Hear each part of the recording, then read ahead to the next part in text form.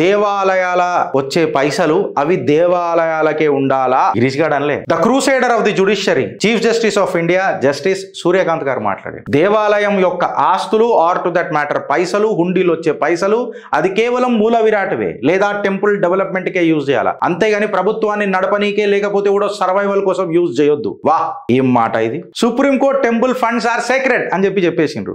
ఇలా ప్రభుత్వాలకు నాయకులకు ఒకటి మాధవన్ సినిమా ఉంటుండే చూడు, నన్ను ఏదో చేసేసిందంట అని ఉంటుండే కదా. నిజంగా ఇలా జస్టిస్ సూర్యకాంత్ గారి మాటలు నన్ను ఏదో చేసేసిందంట అంటే ప్రభుత్వాలు నాయకులకు ఏంటంటే దేవాలయాలనంటే వాళ్ళకి ఎలర్జీ, కానీ దేవాలయాలు వచ్చే పైస అంటే ఎనర్జీ. జస్టిస్ సూర్యకాంత్ గారు చెప్పేసిర్రు ఏంటంటే, సార్ మీరు ఏదో చేస్తున్నారంట, సనాతన బాణం కుచ్చేసారంట, కామన్ జస్టిస్ అని చెప్పి నేను వాడుతున్నా sir. We love you sir.